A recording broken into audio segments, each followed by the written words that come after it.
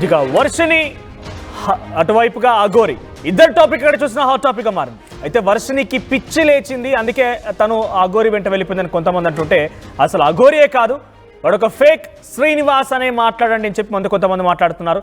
ఏకంగా తను చేసే పూజలు, తనకు వచ్చిన ట్రాన్సాక్షన్లు ఇప్పుడు అన్నీ కూడా సోషల్ మీడియాలో వైరల్గా మారుతున్నాయి. 2 రోజులుగా అఘోరి వర్షిని ఆచూ కనిపించలేదు, ఎవరికి కూడా అందుబాటులో లేరు. ప్రస్తుతం వారు పారిపోయారనే ఒక చర్చ కూడా స్టార్ట్ అయింది. వర్షిని అఘోరి బలివ్వబోతుందా అనే ఒక చర్చ కూడా స్టార్ట్ అయింది. ఎందుకంటే తనకు ఈ రకంగా వర్షినిని వినియోగించుకొని శక్తులు పెంచుకునే ఆలోచన కూడా ఉందని మరికొంతమంది మాట్లాడుతున్నారు. దీనికి సంబంధించి అసలు నిజంగా అఘోరి నిజమా అబద్ధమా, అఘోరి ఆస్తిపాస్తుల విషయాలు, అఘోరి వర్షిని ఎందుకు తీసుకెళ్ళింది, ఇలా at the same time Varshini యొక్క మానసిక పరిస్థితి ఏంటి, ఇటువంటి అంశాల మీద మాట్లాడడం ఆర్టీ స్టూడియోలో మనతో పాటు కొంతమంది గెస్ట్లు అందుబాటులో ఉన్నారు. శివరుద్ర స్వామి గారు అందుబాటులో ఉన్నారు, నాగసాధు ఆయన కూడా, అటు సురేష్ బాబు గారు అందుబాటులో ఉన్నారు, మురళీకృష్ణ గారు, at the same time psychologist doctor Raghavi కూడా మనకు అందుబాటులో ఉన్నారు. వారితో మాట్లాడదాం. ఫస్ట్ నేను శివరుద్ర స్వామి దగ్గరికి వెళ్తున్నాను. ఇటీవల కాలంలో 2 రోజుల క్రితం ఒక మహిళ బయటకు వచ్చి అఘోరి నా భర్త, నేను ప్రేమించానని చెప్పాడు, నన్ను పెళ్లి చేసుకున్నాడని చెప్తోంది. ఆ నేపథ్యంలో తనకి సపోర్ట్గా నిలిచిన శివరుద్ర స్వామి గారు ఆర్టిస్టులు అందుబాటులో ఉంటారు, మాట్లాడదాం. సో అసలు మహిళ ఎవరు, అఘోరి చెప్పిన మాటలకు మోసపోయి నమ్మడం ఏంటి, తనని పెళ్లి చేసుకోవడం ఏంటి, అసలు ఏం జరిగింది? ఇప్పుడు మహిళల్లో ఒకటి ఏముంటుందంటే స్వామి, చాలామందికి నిన్న మొన్న నేను చెప్పిన వీడియోలో పురుషాంగం ఉన్నవాడిని పెళ్లి చేసుకోవాలి అనేది మన దగ్గర లేదు అని మీ ఛానళ్ళల్లో చాలామంది న్యాయపరంగా మాట్లాడిన రుజువులు ఉన్నాయి. ఇప్పుడు ఎల్లూరి శ్రీనివాస్ మాయ మాటలతోని మభ్య పెడతాడన్న ఉద్దేశమే అమ్మాయి వ్యక్తపరిచింది. దానికి ఆ అమ్మాయి మొదట వ్యక్తిగతమైన జీవితంలో ఓడిపోయింది. సానుభూతిగా ఇద్దరి పరిచయం ఏర్పడిన తర్వాత ఆయన గారు నేను నీతో పాటు ఉంటా, తోడుగా ఉంటా అని చెప్పేసి మాట్లాడినప్పుడు ఆ తోడుకి ఆయన తాళి కట్టాడు. ఇదొకటి రుజువు. ఇంకో విషయం ఏంటంటే తాళి కట్టేసి యాక్సెప్ట్ చేసింది, అబ్సల్యూట్లీ భర్తగా యాక్సెప్ట్ చేసినందుకే వాళ్ళిద్దరు తాళి కట్టుకున్నారు. ఆ కాలభైరవుడిది విగ్రహం కూడా అమ్మాయి దగ్గర ఉంది, అది నేను కూడా పబ్లిష్ చేసి ఇచ్చాను. ఇప్పుడు ఏంటంటే అమ్మాయి కొన్ని గోప్యమైన విషయాలు చెప్పాల్సిన వాళ్ళకి చెప్పి మీడియా వాళ్ళకి ఎంతవరకు చెప్పాలో అంతవరకే చెప్పింది స్వామి. ఇప్పుడు మొదట మనము బిఫోర్ సెక్షన్ స్టార్ట్ కాక చెప్పిందంటే శారీరకముగా ఆయనకి లింగమే లేదు కానీ మగవాడికి ఉండాల్సిన అన్నీ కావాల్సిన అన్నీ ఉన్నాయి స్వామి అని ఆ అమ్మాయి ఓపెన్గా మహిళా కమిషనర్ గారికి చెప్పింది. ఇప్పుడు చెప్పిన తర్వాత కిందికి వచ్చిన తర్వాత ప్రెస్ నోట్లో కూడా ఆవిడ ఆ వర్షనే వదిలిపెట్టింది. విచ్చలవిడితనంగా మాట్లాడలేదు అక్కడ. ఎందుకంటే ఆవిడ ఒక అడ్వకేట్ అయ్యి ఉండి ఇంకా ఆవిడ వ్యక్తిగతమైన జీవితాల్లో ఏదైనా ఇబ్బంది పడుతుంది ఊర్లలో అన్న ఉద్దేశంగా అంత ఓపెన్ కాలేదు. ఇప్పుడు మీరు అన్నట్టుగా ఏంటంటే పురుషుడైతేనే తాళి కట్టాలా అన్న వర్షన్ ఈ మధ్య చాలామంది అడుగుతున్నారు, చాలా కాల్స్ వస్తున్నాయి కదా. ఒక అమ్మాయి తోడు కోసమే వెళ్ళింది, అంతేగాని ఈయన గారు ఏదో సుగబెట్టేసి ఆవిడని ఏదో జీవితాన్ని తీసుకెళ్తాను చేయొచ్చు ఖచ్చితంగా. తను ఒక అడ్వకేట్, చాలా అవగాహన ఉంటుంది, పాస్ట్ లైఫ్ లైఫ్ అని అన్నారు. సరే పాస్ట్ లైఫ్ గురించి చాలా ఎక్స్పోజ్ చేయట్లేదు. ఇఫ్ కోర్స్ మీకు ఇంట్రెస్ట్ ఉంటే పాస్ట్ లైఫ్ ఏం జరిగిందో చెప్పండి. అట్ ది సేమ్ టైం ఇక్కడ తను ఒంటరిగా ఉంది కాబట్టి తనకి ఈ అఘోరి లాంటి వ్యక్తి తోడవ్వాలనుకొని తన ఆలోచన చేసిందా, లేకుంటే తనే వచ్చి అఘోరి అంటే ఇప్పుడు చెప్పబడుతున్న ఈ శ్రీనివాసే వచ్చి నీకు తోడుంటానని చెప్పి తన దగ్గరికి వెళ్ళాడా? అంటే వీళ్ళిద్దరి మధ్య పరిచయం ఎలా ఏర్పడింది? పరిచయం చూడండి, కమ్యూనికేషన్ ఈయన గారు తిరుగుతూ ఉన్నాడు, ఎక్కడెక్కడో ప్రాంతంలో తిరుగుతూ ఉండడం చేత ఈ అమ్మాయి కూడా సాధన నేర్పిస్తా అని తీసుకెళ్ళాడు. ఇది విషయం గమనించాల్సిన విషయం, ప్రేక్షకులందరూ తెలియాల్సింది ఏంటంటే సాధన అంటే చూడండి మీరు అన్నట్టుగా అఘోర పూజలు, తాంత్రిక శక్తుల పూజలు కాదు, దైవాధీనమైన పూజలు ఏదైనా చేసుకోవచ్చు. అలాంటివి నేర్పిస్తాను అన్నప్పుడు ఈయన గారి వేషాధారణ చూసి అట్రాక్షన్ అయింది. నా అమ్మాయి కూడా ఓపెన్గా చెప్పింది కదా.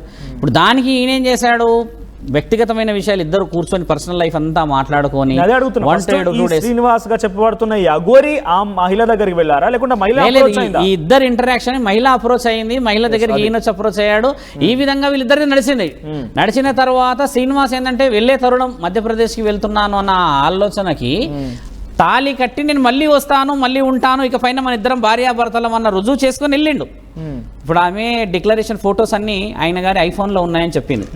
శ్రీనివాస్ ఐఫోన్లో ఉన్నాయని క్లారిటీగా చెప్పింది. ఆయన కూడా దానికి నేను ఫోన్లో వాడను, తీయను అని అన్నాడు. తర్వాత నేను 2 ఫొటోస్ రిలీజ్ చేయించాను. తర్వాత ఇద్దరి మధ్యలో ఉన్న కమ్యూనికేషన్ ఆడియో కాల్ ఒకటి బయటకు వచ్చింది. ఇన్ని వచ్చిన తర్వాత శ్రీనివాస్ ఏమని అన్నాడు, అదే రోజు సాయంత్రం ఈ అమ్మాయి రాగానే పెళ్లి చేసుకున్నాడు. ఇప్పుడు నీకు డైరెక్ట్గా వచ్చి నువ్వు విత్ ప్రూఫ్ నేను కాదు ఇదని చెప్పమని చెప్పి నేను అడుగుతుంది కూడా ఇప్పుడు కూడా ఏంటంటే ఛానల్లో నేను ఎలా డాక్యుమెంట్ ప్రొవైడ్ చేస్తున్నాను, నువ్వు అలా ప్రొవైడ్ చేయొచ్చు కదా శ్రీనివాస్ వచ్చి ప్రత్యక్షంగా. తను నార్మల్ పర్సన్ అయితే కాదు. ఇప్పుడు వర్షిణి అంటే ఒక అమ్మాయి తను మైండ్ మెచ్యూర్ కాలేదేమో అని ఆరోపణలు ఉన్నాయి. సైకాలజిస్ట్ గారు మనం మాట్లాడదాం దాంతో పాటు కూడా. సో నేను ఏమంటున్నానంటే వర్షిణి అంటే ఏదో మోసపోయింది, పేరెంట్స్ దగ్గర వాళ్ళ పేరెంట్స్ కూడా ఫస్ట్ ఆహ్వానించారు, అంతవరకు బాగానే ఉంది. ఇక్కడ తనకు అడ్వకేట్ మెచ్యూర్డ్గా ఉన్నారు, చాలా బాగా మాట్లాడుతున్నారు. తను అఘోరి మాటలకు అట్రాక్ట్ అవ్వడం ఏంటి? ఒక అబ్బాయి పోయి మాట్లాడితే తను ఈ వేధిస్తున్నారని చెప్పి కేసులు పెట్టి పోలీస్ స్టేషన్కి గిడిచే అవకాశం ఉంటుంది. అటువంటిది ఒక వ్యక్తి వస్తే అంత ఈజీగా మాట్లాడే అవకాశం కల్పించిందా? అడ్వకేట్ కంటే ముందు ఆవిడ ఆడది స్వామి.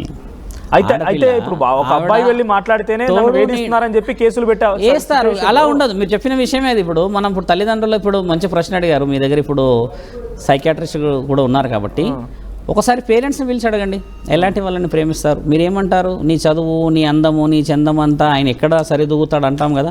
అలాంటి దాన్నే కదా మనం ఈరోజు ప్రేమించింది, ఆయన ప్రేమించుకున్నారు, ఇద్దరు ప్రేమించుకున్నారు. అక్కడ ఇద్దరి మధ్యలో సాన్నిధ్యం ఏర్పడడానికి ఇద్దరు తప్పు ఉంటుంది, ఒకరిది ఉంటుందా శంకర? ఈయన గారు మహాపతివతనం, మరి ఈయన గారు ప్రేమించింది అనగానే మరి ప్రేమను ఎందుకు ఒప్పుకోవాలి? మరి ఈయన అఘోరియే కదా. ఈయన గారు సాధన లక్ష్యంలోనే ఉన్నాడుగా. మరి నేను బ్రహ్మ విష్ణు పరమేశ్వరుడు అన్నప్పుడు నా బిడ్డ అని అనుకోవచ్చు కదా. బిడ్డ అన్నప్పుడు రుద్రాక్షమాల వేయొచ్చు కదా, ఇంకేదో తులసిమాల వేయచ్చు కదా. తాళితో ఉన్నది ఆ పసుపుతో కట్టి ఉన్న తాడే ఎందుకు వేయాలి అంటే సదుద్దేశంగా చేసిన పనిలే కదా, ఈ పైశాచికత్వం కదా. మరి ఆ పైశాచికత్వానికి అర్థం ఏమిటి? మరి తాళి ఏకుడు కూడా ఎందరో గురు సాధువులు ఉన్నారు ఈరోజు వేములవాడలో, ధారణ చేస్తారు శివుడు నా మొగోడు అని చెప్పి ఆడవాళ్ళు చేసుకుంటారు.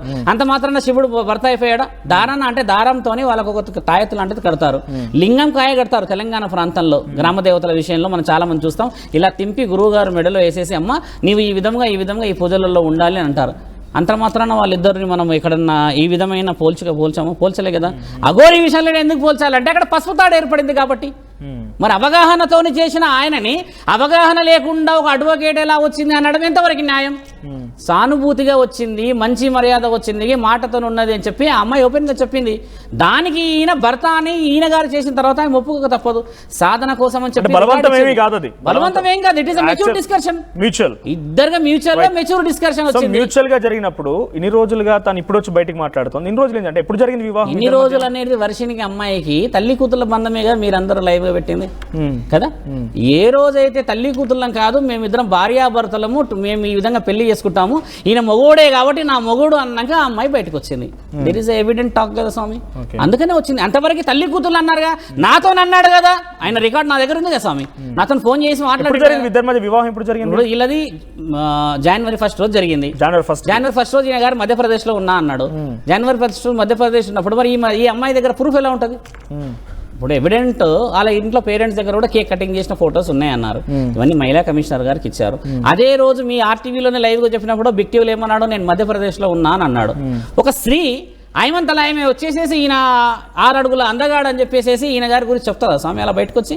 ఇప్పుడు చాలా మంది ఏమడుతున్నారంటే అమ్మాయి కరెక్టే ఉండవచ్చును, కానీ the way of providing documentation కొంచెం ఆలోచన లేదు స్వామి, చేయండి అని. అంటే మహిళా కమిషనర్ గారు తీసుకున్నారు, అడ్వకేట్ గారు తీసుకున్నారు, కొంతమంది ఛానల్కి ప్రొవైడ్ చేసాము. అందరికీ విచ్చలవిడిగా ప్రొవైడ్ చేయడానికి ఎందుకు లేదంటే ఆమెకి ఊర్లో కొన్ని రిస్ట్రిక్షన్స్ ఉన్నాయి.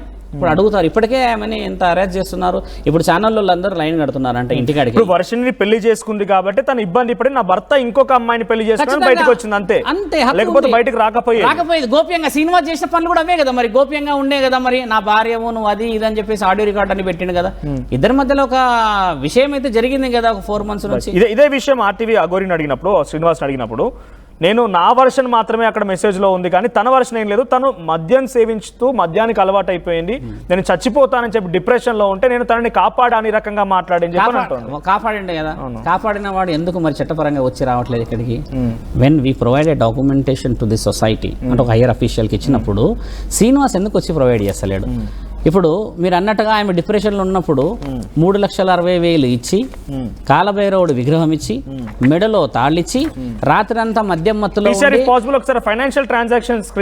ఆ అమ్మాయి శరీరాన్ని అంతా ఇబ్బంది పెట్టడం ఎంతవరకు న్యాయం? ఒక స్త్రీ. సో ఇప్పుడు తనకి ఏ మాత్రం ప్రేమ లేకుంటే, ఏ మాత్రం తనపై అంగీకారం, తన భర్త అంగీకారం లేకపోతే ఇన్ని ట్రాన్సాక్షన్స్ ఏంటి అసలు? ఆ మహిళకి ఎట్లా వచ్చినాయి? తన సింగిల్ లేడీ అంటున్నారు, అంటే తన డిప్రెషన్ ఉంది అంటున్నారు, 3,15,000 రూపాయల ట్రాన్సాక్షన్స్ అన్ని కూడా ఇవే కదా. అవును. రైట్, ఈ ట్రాన్సాక్షన్స్ ఎట్లా పాసిబుల్, ఎందుకు వేసింది అసలు తన ఫేక్ గ్యారంటీ ఏమున్నది ఎవరి దగ్గర అనేది, తనకు ఎందుకు వేయాల్సి వచ్చిందని అంటున్నా. అఘోరి కార్ రిపేరింగ్ అని వేసిందని ఒకటి అన్నది, తర్వాత వ్యక్తిగతమైన అన్నారు. కార్ రిపేరింగ్ 3 లక్షలు కావు, అదొక మాట మాట్లాడింది అమ్మాయి, కానీ వ్యక్తిగతంగా ఎన్నో ఉండవచ్చు ఖర్చులు. శ్రీనివాస్ అఘోరి మన ఈ ఆయన పేరు వర్షిని వాళ్ళ పేరెంట్స్ ఏమన్నారు, రాత్రంతా తాగుతూనే ఉంటాడు, 10-20 తాగుతాడు అన్నారు కదా. అంటే విచ్చలవిడితనం ఉందని అర్థం కదా. డబ్బులు దానికే ఉపయోగించి ఉండవచ్చు. ఒక కార్కి 3 లక్షలు ఖర్చు అవుతుందా?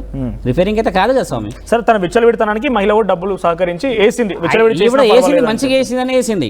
కానీ ఆయన విచ్చలవిడితనంగా ఉపయోగించి ఉండొచ్చు కదా. ఈవిడ అవసరానికి ఇప్పుడు ఎక్కడో దూరం ఉన్నాడు కాబట్టి వీళ్ళిద్దరి మధ్యలో స్థలానికి సంబంధించిన, ఆశ్రమానికి సంబంధించిన ట్రాన్సాక్షన్ కూడా అయ్యింది. ఎట్లా ఏర్పాట్లు చేశారా?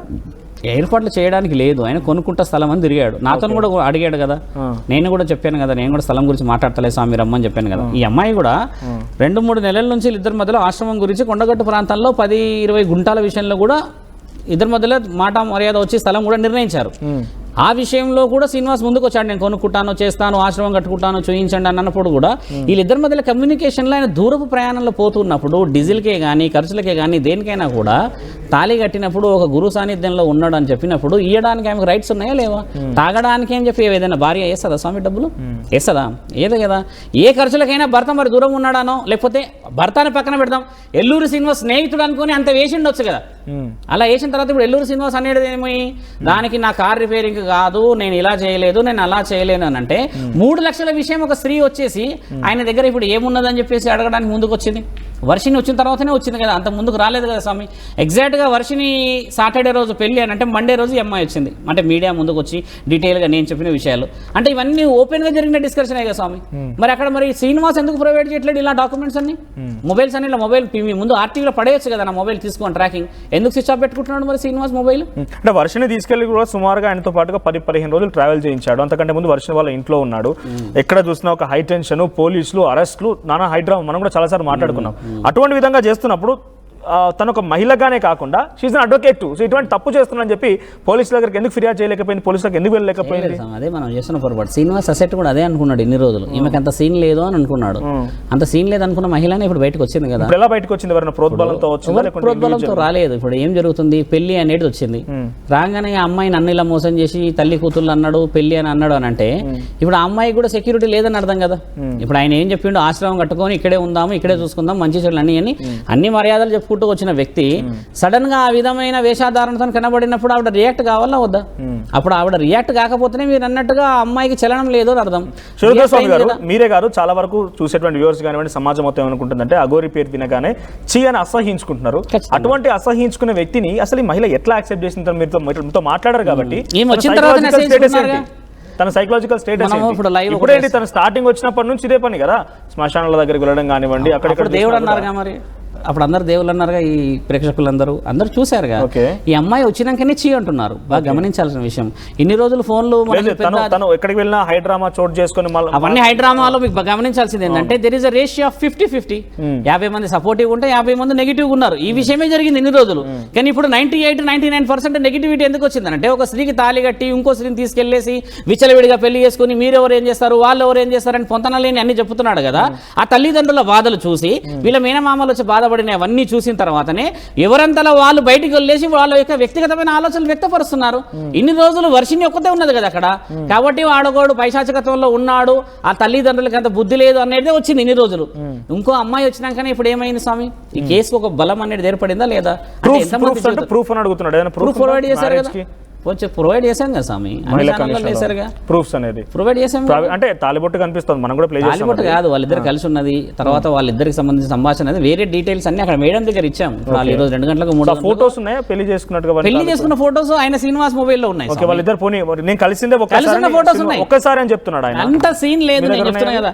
ఇప్పుడు మీరు ఆర్టీవీ ఇంత లైవ్ లో ఉన్నారు కదా, మీరు చేయాల్సిన విషయం ఏంటంటే వాళ్ళిద్దరిని ఫేస్ టు ఫేస్ కూర్చోబెడితే దొంగన దొరబాబు Definitely తెలుసు మేము కదా? ప్రయత్నం చేస్తున్నాం. మీరు అది చేయాలి మేము మీరు. ప్రయత్నం చేస్తున్నాం. ఒకసారి ఆ ఇప్పుడు proofs ఏమైనా ఉంటే ఒకసారి నాకు చూపించండి. నేను మీ దగ్గర ఉన్న నా దగ్గర ఫొటోస్ ఉన్నాయి, చూపించండి ఒకసారి. వాళ్ళిద్దరిది. అంతవరకు నేను సురేష్ గారితో మాట్లాడతాను.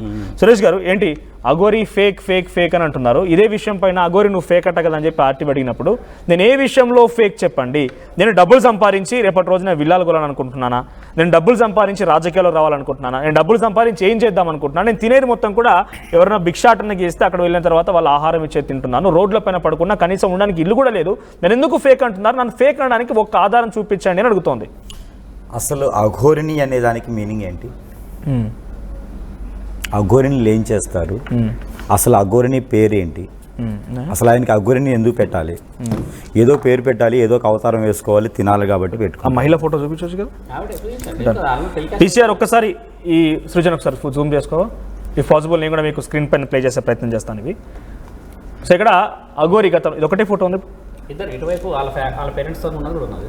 రైట్, ఇది అఘోరి గతంలో ఇప్పుడు ఏదైతే మహిళ కరీంనగర్ నుంచి వచ్చినటువంటి ఆ సదరు మహిళ రాధిక తనతో పాటు దిగిన ఫొటోస్ ఇవి. అఘోరి మాత్రం మనం అడిగినప్పుడు కేవలం ఒకే